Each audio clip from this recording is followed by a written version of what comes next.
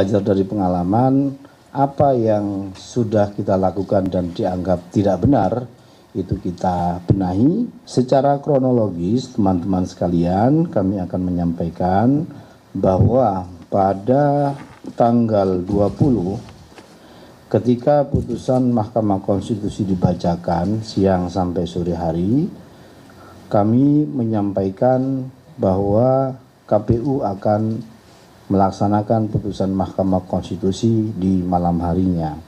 Kemudian kami juga sudah menyiapkan adaptasi atau mengambil substansi putusan yang kemudian kami normakan dalam draft PKPU yang kami kirimkan ke Komisi 2 atau DPR pada tanggal 21 Agustus. Untuk selanjutnya, tadi setelah kami melakukan rapat pleno terbuka hasil pemilu pasca PHPU kedua di Mahkamah Konstitusi, kami juga menyampaikan bahwa kami dengan tegas akan melaksanakan putusan Mahkamah Konstitusi. Adapun langkah-langkah lanjutan berkaitan dengan yang kita lakukan terkait dengan tindak lanjut putusan ini, kami melakukan langkah prosedur tertib prosedur, yaitu dengan melakukan konsultasi, dengan melakukan pembahasan di Komisi 2 atau di DPR. Kenapa? Karena kami juga pernah melakukan hal yang sama. Sekali lagi, karena dulu saat kita lakukan prosedur konsultasi dengan satu dan lain hal tidak bisa dilaksanakan, dan atas situasi itu kemudian kami dinyatakan melanggar dan dikasih sanksi peringatan keras, bahkan keras terakhir oleh Dewan Etik atau DKPP. Tentu belajar dari pengalaman, apa yang sudah kita lakukan dan dianggap tidak benar, itu kita benahi, dan itulah yang membuat kami mengambil langkah-langkah putusan Mahkamah Konstitusi. Kami tidak lanjut langkah-langkah prosedural yang kami harus tempuh, kita akan lakukan.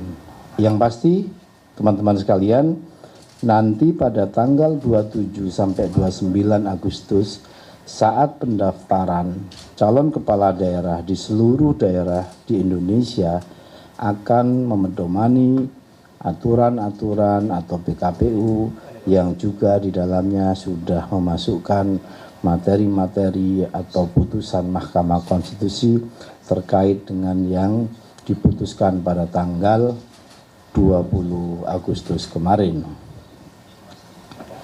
Dan selanjutnya juga kami ingin sampaikan beberapa putusan Mahkamah Konstitusi yang lain, misalnya terkait dengan pengaturan pembolehan kampanye di kampus. Kalau nggak salah itu juga pasti kita harus ikuti, ya kita perlakukan sama untuk kemudian kita akan segera adopsi, kita masukkan dalam pengaturan kampanye kita.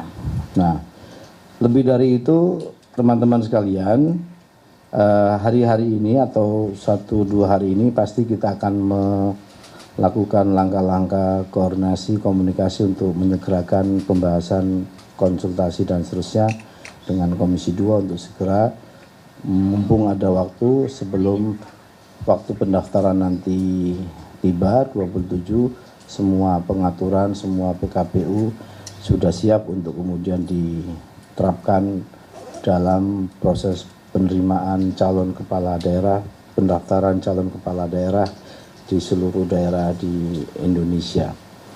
Itu sebagai penegasan dari kami di KPU.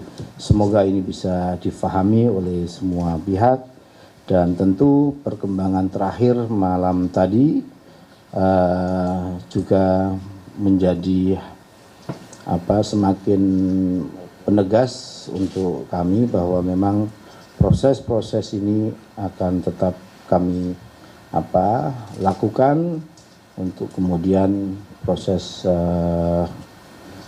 memasukkan putusan Mahkamah Konstitusi dalam beberapa norma di PKPU pencalonan akan segera kita selesaikan. Meskipun draft juga sudah kita kirimkan ke Komisi 2 karena kita masih cuma 2 hari ini kan, jadi butuh waktu dan seterusnya. Itu teman-teman sekalian sebagai penegasan dari kami di KPU.